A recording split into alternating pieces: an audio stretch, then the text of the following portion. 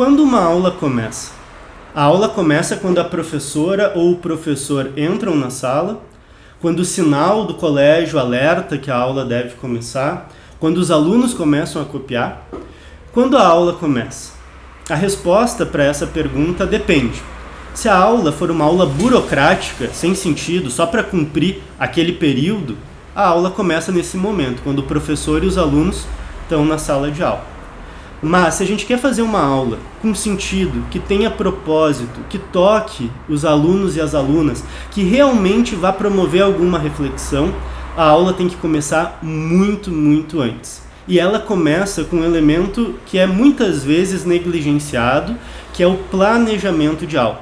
Mas não esse planejamento burocrático também, planejamento só para cumprir uma planilha que tem que ser enviada para um supervisor. O planejamento realmente no seu sentido mais profundo, de organizar os propósitos, os métodos, a forma de avaliação de forma orgânica, para que essa aula realmente vá contribuir para aquele momento em que todos vão estar compartilhando o conhecimento e construindo junto algumas ideias. Então, essa ideia do planejamento, que é muito subestimado, ele é um elemento fundamental para que uma aula tenha sentido.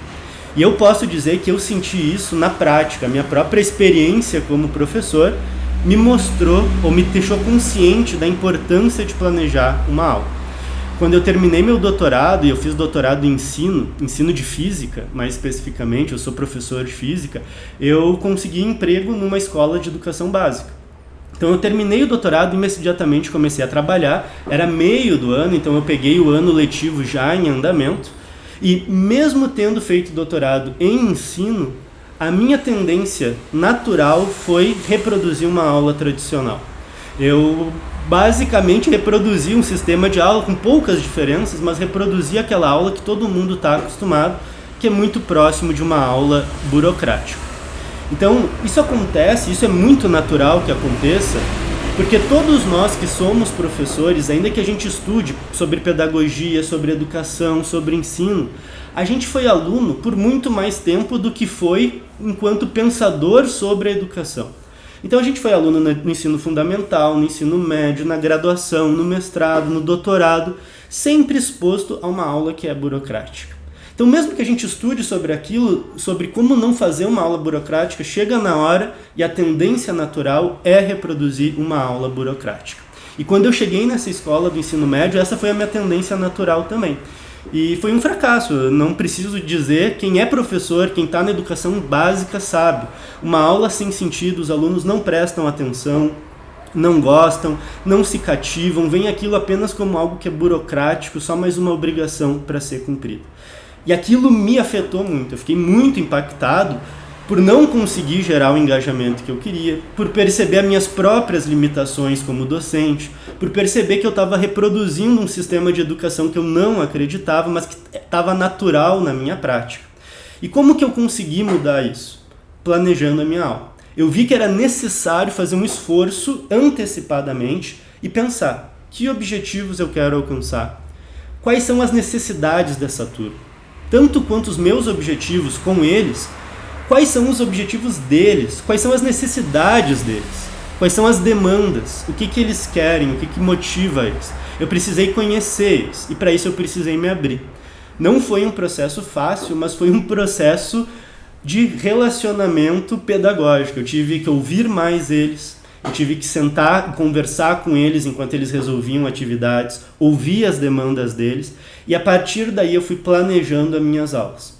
Planejando atividades que fossem mais motivadoras para eles, conseguindo planejar pequenas instruções que de alguma maneira dialogassem com necessidades que eles tinham, gerando confiança de que meu propósito ali, meu objetivo era ajudar eles e não punir eles com nota, não estar contra eles, mas de alguma maneira estar junto com eles nesse processo de aprendizado.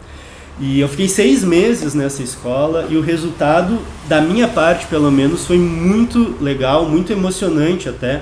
No final do ano eu recebi várias cartas pedindo para que eu fosse para o próximo ano, continuasse lecionando e junto com essas turmas. E isso só foi possível porque eu planejei a minha aula. Planejei ela de uma forma que tivesse sentido e que atingisse, de alguma maneira, respondesse às demandas desses alunos e dessas alunas. Então, para quem está chegando nesses vídeos agora, isso é uma série de vídeos sobre um livro que se chama Como Estruturar uma Aula com Sentido. Esse livro vocês encontram ou aqui no link da descrição, ou vai remeter aqui em algum link para o site, onde vocês conseguem baixar esse livro gratuitamente. E se refere a uma série de discussões que nós temos feito sobre transposição didática. Como que um professor ou uma professora leva o seu conhecimento para a sua aula e dá uma aula que tenha sentido. Então, esse material está todo aqui disponível e as reflexões estão todas sendo abertas para que a gente possa criar uma comunidade para discutir sobre educação, sobre ensino e como promover de fato uma aula que faça sentido, que permita que haja reflexão e contribua para a educação na nossa sociedade. Então a minha sugestão é que você baixe esse livro que você encontra aqui em algum lugar e nesse vídeo e nos próximos a gente vai discutir alguns elementos que uma aula precisa ter para que ela tenha sentido. Então, se você gosta desse tipo de conteúdo, segue aqui no canal ou segue nas redes sociais, no Instagram, para acompanhar as próximas notificações e receber todos os vídeos dessa série. E se você acha que alguém que você conhece tem interesse nesse material, compartilha também para que a gente possa criar uma comunidade para discutir esses tópicos que são tão importantes para a sociedade hoje. Então, nesse vídeo hoje, eu gostaria só de comentar rapidamente sobre o capítulo 3 do livro, que se chama Quando Devemos Planejar uma Aula. E a ideia é justamente que nós devemos planejar sempre. A gente precisa planejar o ano, a gente precisa planejar uma sequência de aulas e cada uma dessas aulas. Mas esse planejamento não pode ser rígido. Ele não é, eu planejei tudo no início do ano e agora vai ser assim até o final. A ideia do planejamento é ter um plano inicial e conforme as aulas vão se desenvolvendo, a gente vai avaliando a turma, vai percebendo as necessidades e vai reorganizando a rota, vai organizando que novas atividades são necessárias, quais atividades originalmente pensadas não fazem sentido e vai estruturando o ano letivo de forma a atender de fato aquela turma aos interesses, motivações e sentido. Nesse curso específico a gente está focado em planejar uma aula, não o ano como um todo. E aqui no capítulo 3 eu proponho uma sequência de elementos, eu estou só olhando aqui para o lado para pegar o capítulo. Então no capítulo 3 tem uma sequência de elementos que eu sugiro que se encontre numa aula, num plano de aula que justamente vai permitir que a professora ou o professor organize a sua aula de forma que ela tenha sentido. Então nesse plano vai ter o seu nome, vai ter a disciplina que você vai estar ministrando e vai ter o contexto de implementação didática, que é justamente o reconhecimento da turma. Que turma é essa? Que faixa etária? Em que escola?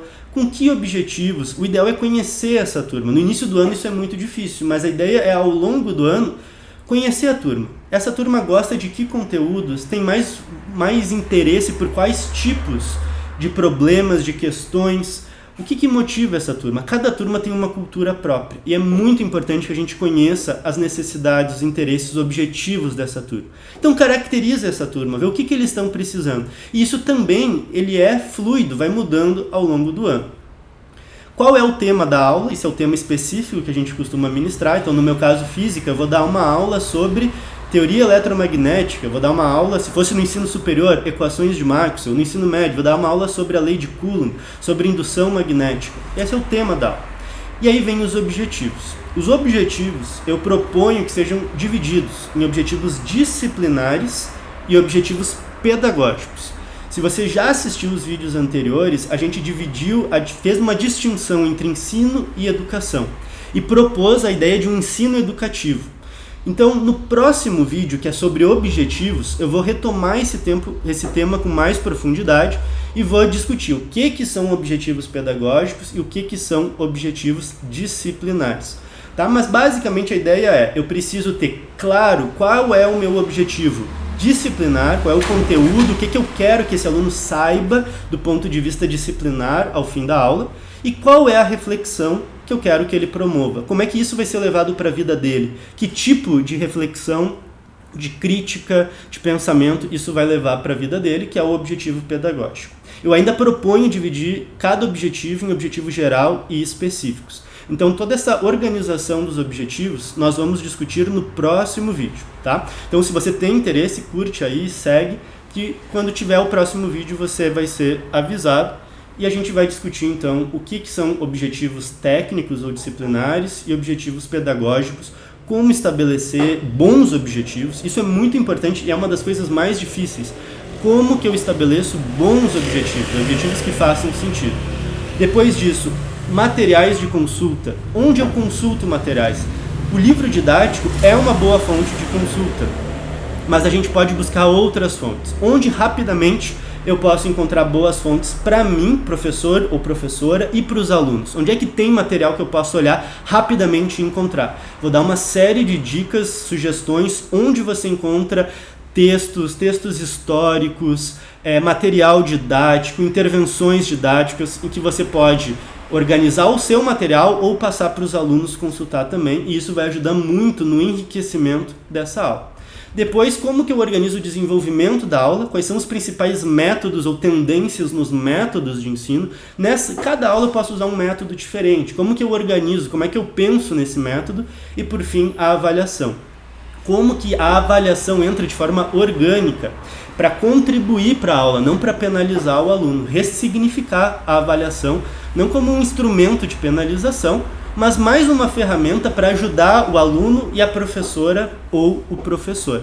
Então todos esses elementos estão lá narrados no capítulo 3, e agora nos próximos vídeos nós vamos ver um por um deles, como que a gente organiza cada um desses elementos e estrutura de forma orgânica para que a aula tenha um sentido. Se você acha que essa discussão é importante, fica aqui então meu convite para fazer parte dessa comunidade, para a gente seguir dialogando. Se você já faz isso na sua aula, comenta aqui. Se você não faz, ou quais são as dificuldades que você encontra, quiser comentar, compartilhar, mandar mensagem. E se você não fazia e passou a fazer e quiser comentar também, comenta aqui para a gente começar a conversar e começar a discutir possibilidades concretas de promover uma educação que seja significativa, que tenha sentido e que ajude a construir uma sociedade e um país melhor. Muito obrigado e até o próximo vídeo.